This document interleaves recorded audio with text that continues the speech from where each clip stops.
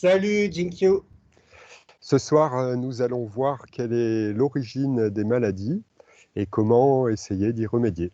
Je te laisse Voilà, la parole pour une bonne demi-heure. ok. Euh, alors, ce soir, on va essayer de voir l'origine des maladies et comment faire pour y remédier. Aujourd'hui, de plus en plus, on voit sur Internet que beaucoup de gens se lancent dans des approches alimentaires pour essayer de se préserver des troubles de santé, voire quand ils sont déjà atteints de maladies, de trouver des solutions.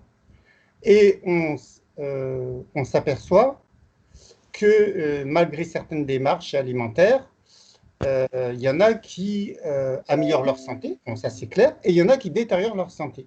Alors pourquoi, lorsqu'on se lance dans des protocoles pour améliorer sa santé, on peut l'altérer alors que ce n'était pas du tout l'objectif? Alors, au lieu d'avoir une approche alimentaire, on va essayer en disant, bon, on va rentrer dans des chapelles, moi je suis ceci, moi je suis cela, et en fait, si vous suivez mon régime alimentaire, vous atteindrez le Graal.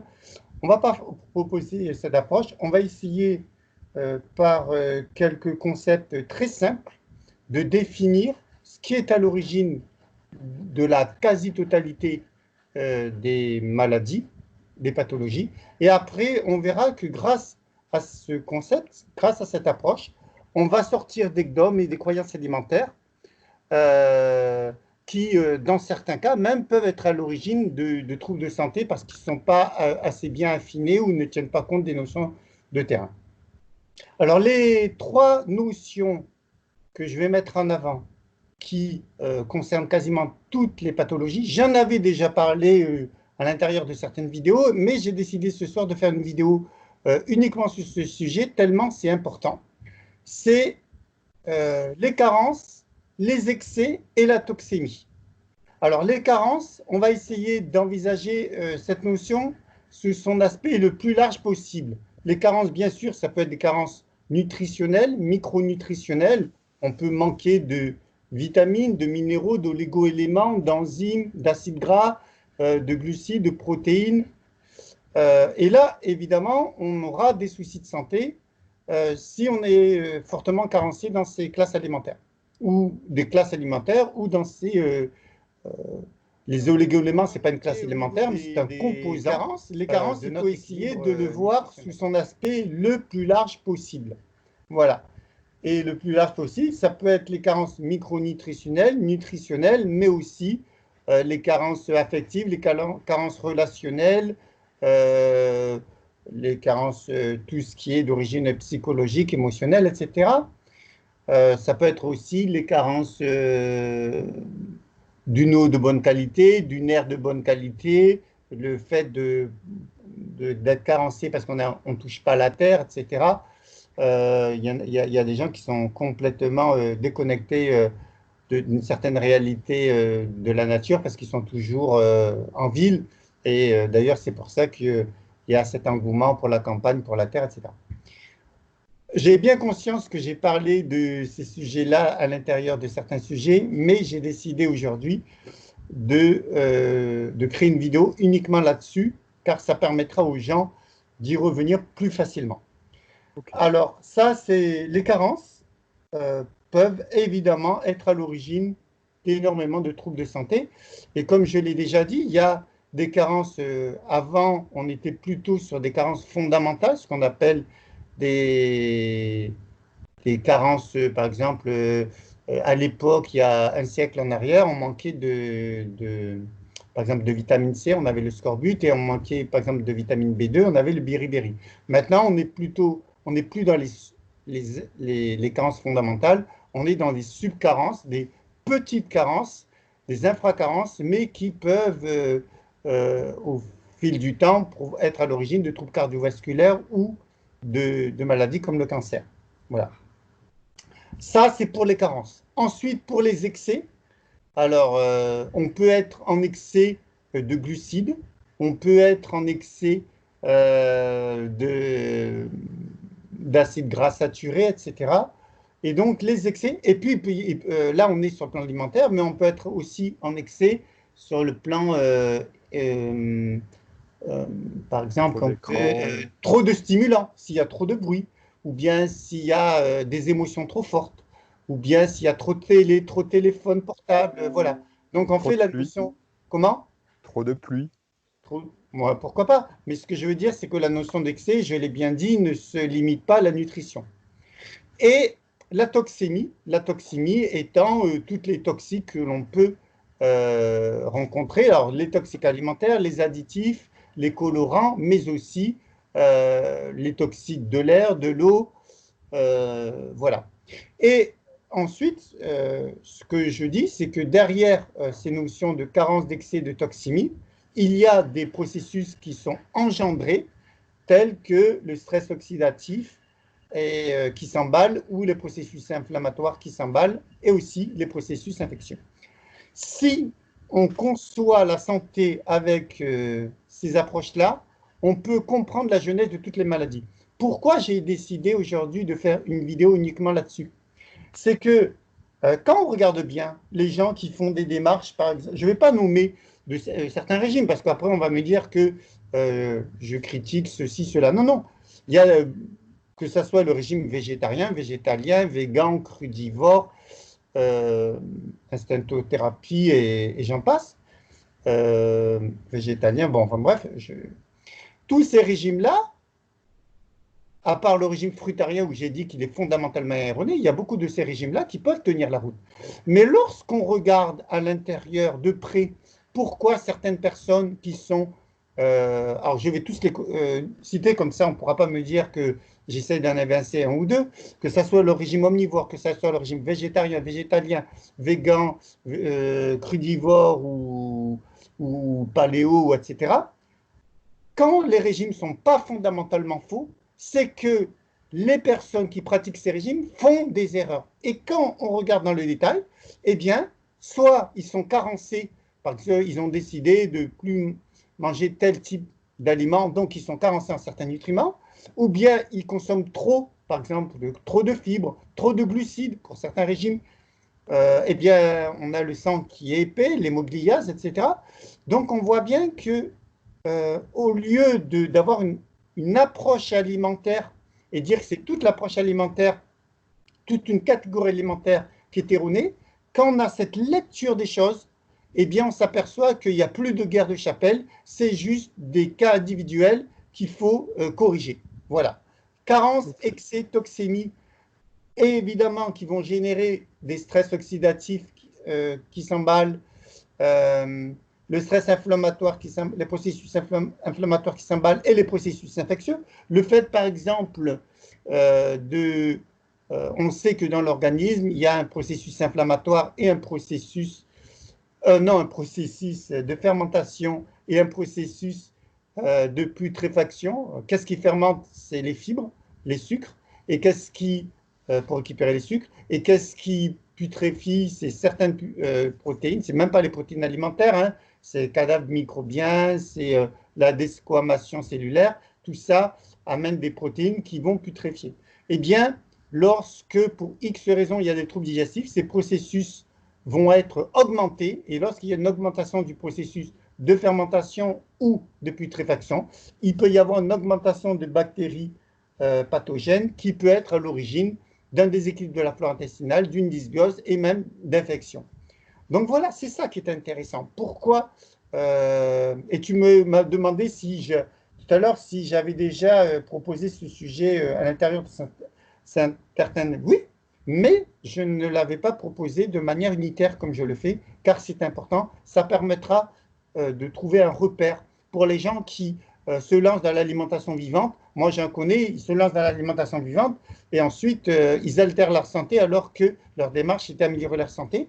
Et quand on regarde de près, eh bien, ils sont forcément concernés par une des trois clés, les carences, les excès ou la toxémie. C'est forcé.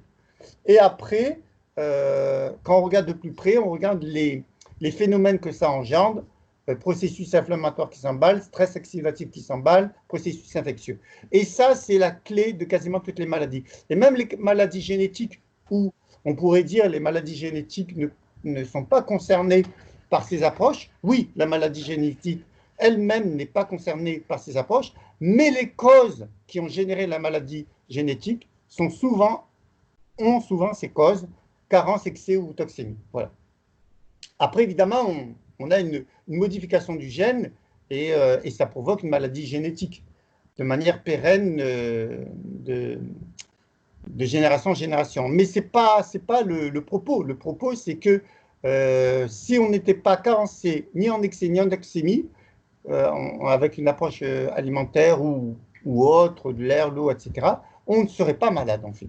Voilà. Et pourquoi j'insiste sur cette petite vidéo? Parce que c'est une clé qui pourra permettre à beaucoup de gens de se sortir de certains problèmes de santé. Je ne sais pas si tu as des carences, des questions, Jinkyo. J'ai peut-être des carences. Je reviens à chaud sur la maladie génétique. Tu dis en quelque sorte, c'est parce que ça devient un peu un exemple, que la carence ou l'excès lambda va activer en quelque sorte une prédisposition génétique. Qui, si on avait par exemple un régime plus approprié, peut-être elle ne se serait pas développée chez tel ou tel individu qui avait cette prédisposition. Pourquoi à un moment donné il apparaît une maladie génétique? On sait qu'il y a des molécules qui sont génotoxiques. Alors, géno, c'est génome, et je crois que ça veut dire que ça atteint l'ADN, si je ne me trompe pas. Oui. Donc, il y a des molécules toxiques qui sont capables de provoquer des maladies génétiques. Le jour où il y a une personne qui est atteinte par cette maladie génétique, on dira, bah, c'est un gène. Oui, c'est un gène qui est déprogrammé et ça provoque une maladie génétique. Mais la cause, si on cherche bien la cause de cette maladie génétique, on pourra la trouver chez les ascendants dans des comportements qui ont favorisé soit des carences, des excès ou bien des toxiques. Et c'est ça que je mets en avant ce soir. Et voilà, moi, je ne cherche pas à faire une petite vidéo très compliquée, juste que ça soit une vidéo qui aide à comprendre des choses simples. Voilà.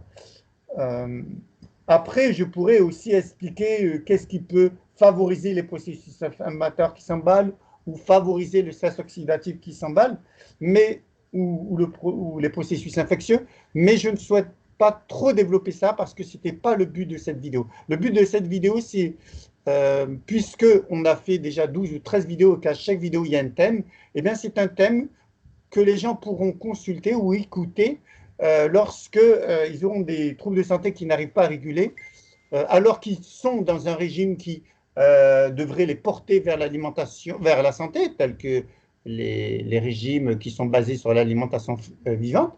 Mais pourquoi il y a certaines personnes qui pratiquent ces régimes et qui voient leur santé se dégrader?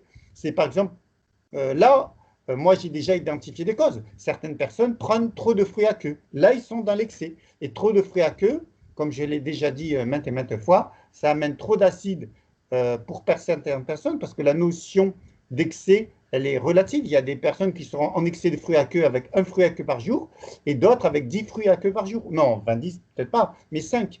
Donc ce qu'on voit, c'est que la notion d'excès est très individuelle. Et là, on voit d'ailleurs, si on voulait affiner mon approche, on dirait les carences, les excès, les toxiques, avec en arrière-plan les processus inflammatoires qui s'emballent, le stress oxydatif et les processus infectieux, et encore en arrière-plan, l'équilibre acido-basique qui est souvent pas respecté.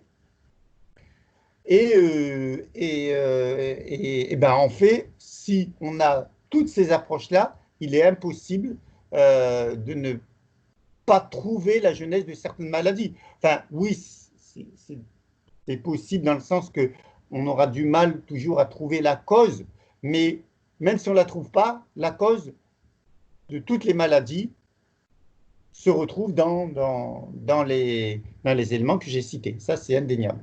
Voilà. Je ne suis pas sûr que ça vaille le coup de continuer, de délayer, parce que c'est juste une vidéo qui servira de repère aux gens qui qui sont complètement dépassés malgré leurs approches alimentaires, ils n'arrivent pas à trouver de solution, eh bien, cette petite vidéo pourra être une clé. Voilà, je ne sais pas qu'est-ce que tu en penses, Jingxiu. J'aimerais peut-être prendre un exemple qui pourrait être une question en même temps. Si on,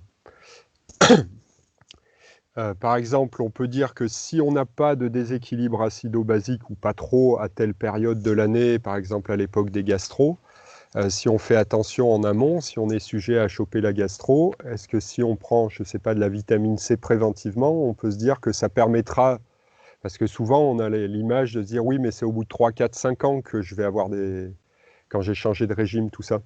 Parce que c'est Alors, un peu dans l'air du temps, qui attrape un virus, qui n'attrape pas. Le fait que j'ai dit que toutes les maladies étaient concernées par les carences, les excès, les toxémies et la toxémie dans son approche la plus large possible, on a vu ce que ça voulait dire, qu'ensuite il y avait en arrière-plan des processus inflammatoires excessifs, stress oxydatif excessif et processus infectieux avec souvent des équilibres acido-basiques. Évidemment que c'est des clés, mais en même temps, ça ne veut pas dire que les carences, on va les combler en se bourrant de compléments alimentaires. Voilà, après, il ne faut pas non plus avoir une approche trop, comment je dirais, trop radicale ou trop schématique. Pour moi, je suis pas un médecin allopathe, je suis un naturopathe hygiéniste. Donc, les carences, les excès, la toxémie, il faudra régler tout ça de manière cohérente en ayant une approche globale. Bien sûr que je ne suis pas contre un peu de vitamine B de temps en temps, d'origine naturelle, ou un peu de vitamine C, ou des oméga 3 avec un complément alimentaire ciblé sur les EPA-DHA. Pourquoi pas, ponctuellement. Mais ce qui devrait être en amont de notre équilibre alimentaire, c'est une nourriture quotidienne riche en nutriments et équilibrée. Le fait d'avoir mis en exergue ces processus ne veut pas dire pour autant qu'il faut jouer aux chimistes et ensuite forcer sur telle ou telle molécule. Je ne suis pas contre les compléments alimentaires, mais une approche par l'alimentation pour combler nos carences de manière régulière me paraît plus juste. Voilà. Mais on peut tout à fait allier les compléments alimentaires et avoir une approche ciblée à un moment donné, à une époque particulière. Mais voilà, il ne faut pas ensuite rentrer dans la caricature, mais j'entends ton discours et il est recevable. Oui, on est bien, on est tout à fait d'accord. Tu précises bien sur les affaires de durée, mais ce que je veux dire, c'est qu'en gros, si on fortifie, si on régénère l'organisme, il y a une phrase de Canguilhem qui dit que la santé, c'est pas l'absence de maladie, mais au contraire de pouvoir tomber malade et s'offrir le luxe de guérir. C'est ça que je veux dire, quoi. On n'est pas forcément à l'abri d'une gastro, mais ça permettra de moins en souffrir, en gros. Je ne sais pas comment. Est-ce que c'est ça le but pour les gens ou comment on peut définir la quête?